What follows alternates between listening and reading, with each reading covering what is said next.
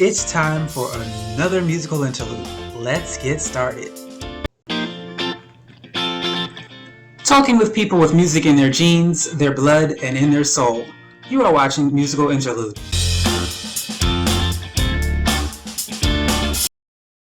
It's time for another episode of Musical Interlude. I am your host, Casey Bell, and today we have a guest all the way from Serbia, Ariadna. She took the time to tell us how she got into the music business and why she got into the music business. Let's take a listen at our interview together. When was your earliest memory of you realizing that you were musically inclined? Ooh, good question. I think music was just always intuitively there for me. I think my parents always like to say that I reacted to music like since I was like, I don't know, like even a baby maybe, I would always kind of listen to music and kind of react to it. My grandpa had all these stories of me just going like, wow. So yeah, it was always there in the family as well. I grew up in Serbia and in China because my mom's Serbian, my dad's Chinese, and my mom would take me to all sorts of like theater shows, like concerts, and then my dad at home would also sometimes play instruments. He plays guitar, and so yeah, it was always kind of there. And I started.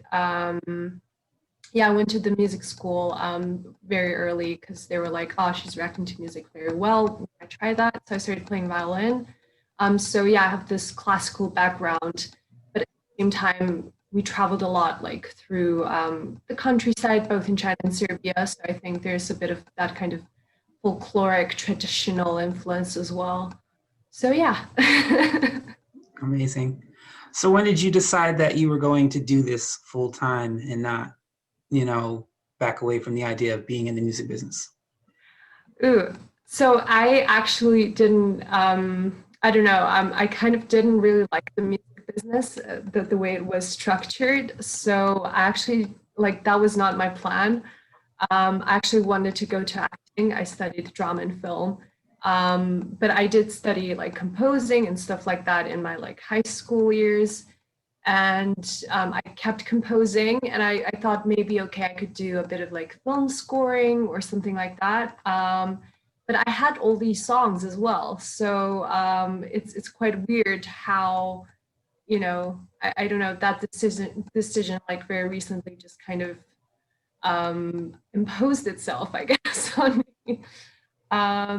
Yeah, it's so I never had plans to go into music industry. In fact, I think I was a bit like scared of the music industry because you hear all those stories. I don't know, recently, for example, Taylor Swift, right? She couldn't perform her own songs. There was this whole like Twitter thing, and the legal battle she's in. So I went to this music school in London, like Point Blank, it's called, and we actually had a module called branding and record deals. And personally, I at the time I didn't find it useful. I felt like that was very intimidating, learning about like 360 deals and stuff like that.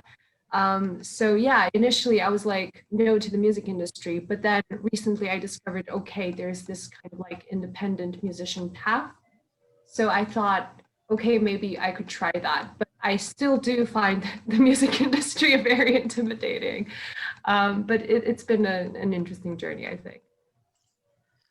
So how did you find the independent path, and how did you begin to journey on this path, and what did you learn along the way? Ooh, so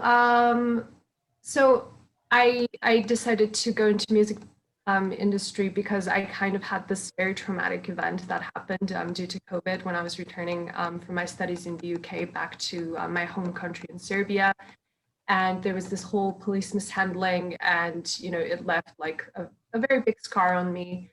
And at the time, since there was the lockdown and everything, music was kind of the only way for me to kind of speak again. Not even like theater or film were really giving me a voice. So music was kind of the only thing. And I had a lot of songs I've written, and I got into contact with some friends, and I thought, hey, maybe I could actually put this out there with like a producer friend.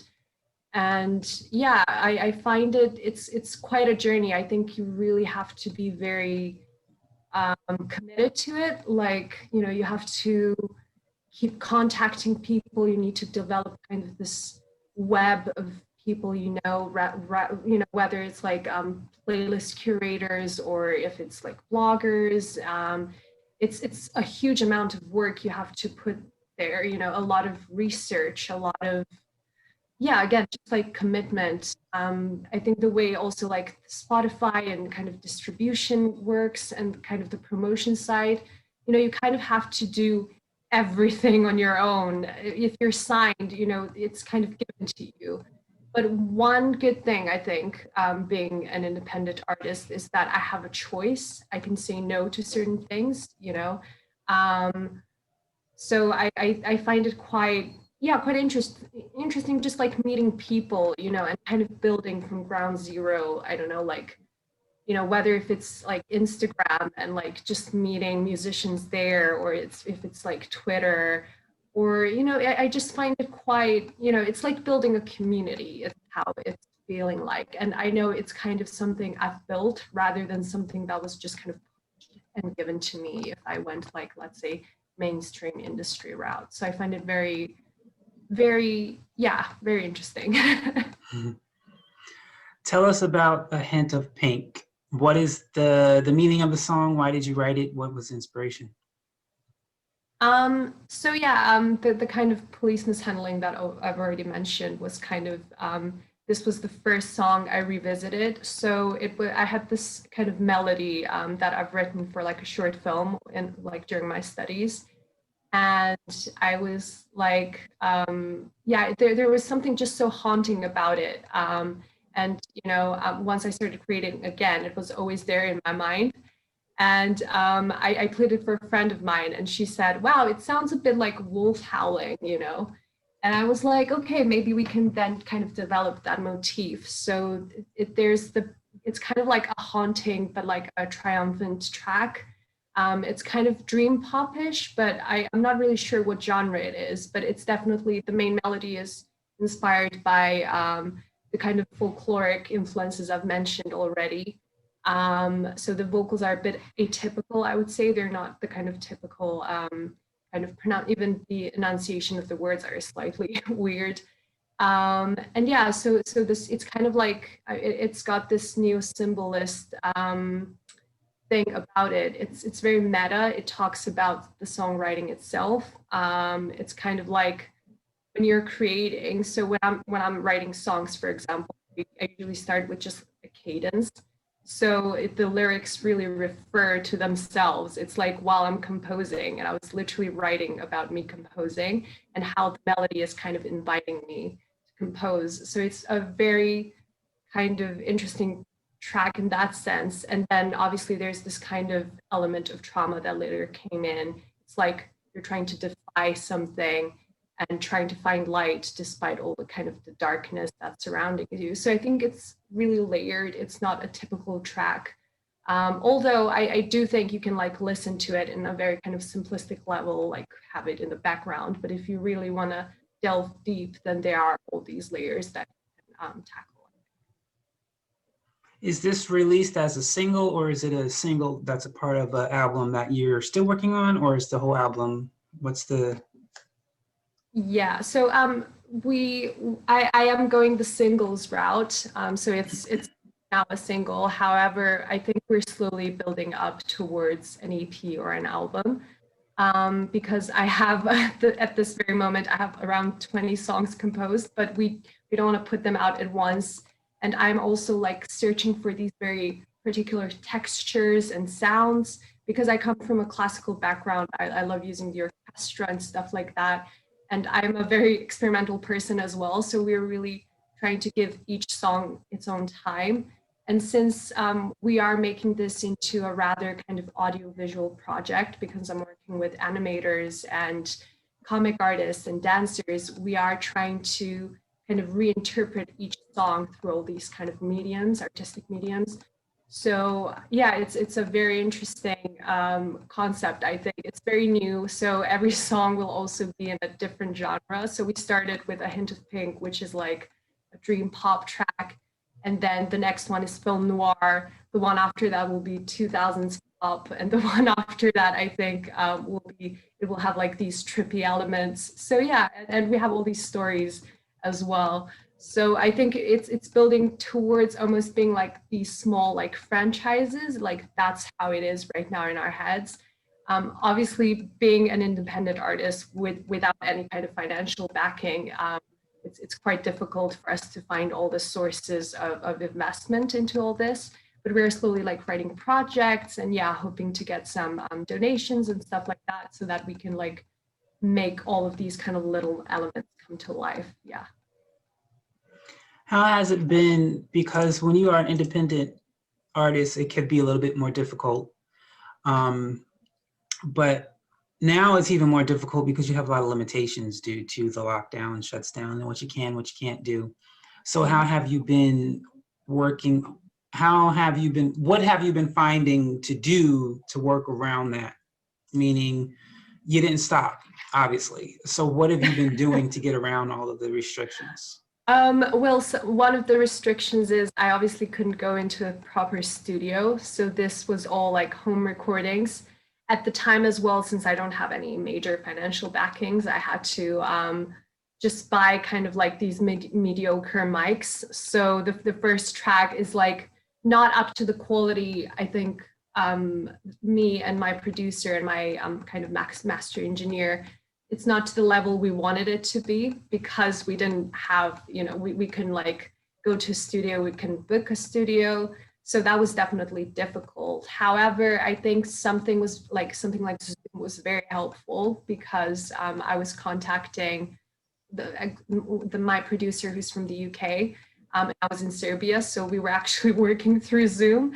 And that also had its own like restrictions, obviously, because there's all this latency going on. So I'm like, hey, this part, can you change this? But obviously she's still like, she doesn't hear me yet, on the part I'm saying, yeah, pause now. And then obviously it's not the part I meant because of the latency. So lots of those like little issues. And yeah, I just find it quite, also because it's kind of like an international project as well, because the UK is involved, Iceland, Serbia, Romania, we are in 4 different countries. And as much as the internet helps kind of gather us all in, there's always that element of, you're not really completely present like with these people. And I think it would be much easier to work with people like right there, and you can really express your ideas more easily, I think. But, it was fun as well, I think, just being, using the technology to kind of really broaden my world, because at the time, I was in a very dark place. So for me to be able to work with people despite them not being here, so I really thank the miracles of the internet for that. So you obviously did not let the pandemic stop you, but you did have some restrictions. But there are people out there who have put a lot of their goals on hold. What advice do you have for them to kind of encourage them to pick those goals back up? I think even though like I seem to not have stopped, I did have a moment like a month or two where I did need to like just sit down and kind of be there with myself and be like, okay, what do you really want to do? Because I wanted to go into acting. But obviously the auditions because I was supposed to go into like master programs, they were difficult because I was going through like this traumatic event and everything. And I really needed that like month or two to really like reinvestigate who I wanted to be and what I wanted to do in my life. So I think we all need those moments. We all need those moments to just, just be there and just enjoy life a bit. But then I think if you're really certain what you want to do, then just go for it. Don't be afraid. I think prior to this, I was always scared of something. Like even when I was telling you how I was scared of the music industry, I really was. But now, like having been through something quite difficult, I realized it doesn't matter. Just put yourself out there. And I think that was one of the things that was stopping me. And there's always going to be like better equipment you can get, like better, I don't know, if you're doing videos, maybe the lighting sets, or I don't know if you're writing music, there's, yes, you can always get better equipment, but I think just go for it, just create, and let it be from your heart. And, so don't let those kind of, let things be challenges, but don't let them be like these Himalayas that you have to climb, So yeah, I would just say, keep going as much as you can, but, we are all human beings, so do rest in between. Wonderful. And one last question for you. It's a fun question. If you could, and I always say this is fairy tale because sometimes the answer, the person is, deceased.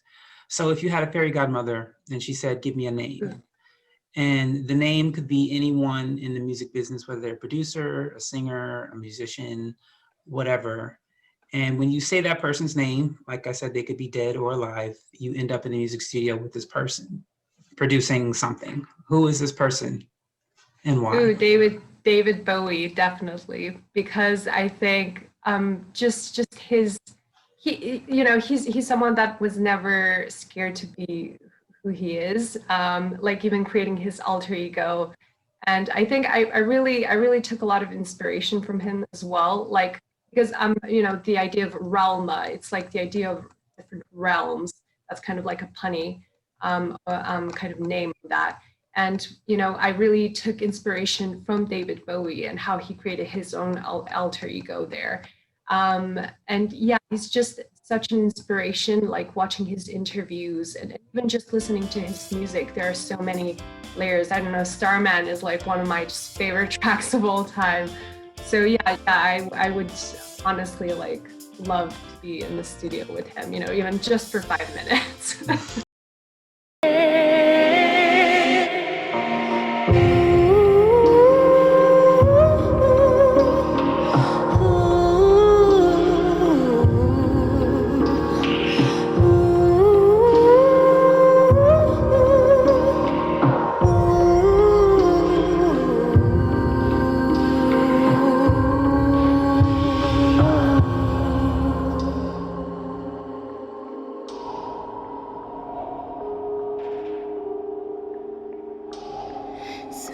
Sweet, swaying melody,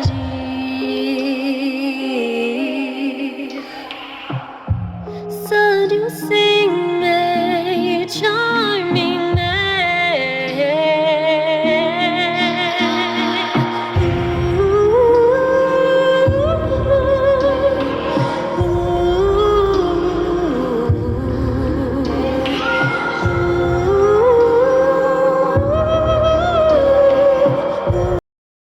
That is all the time we have today for Musical Interlude. I'm so happy you came to join us today.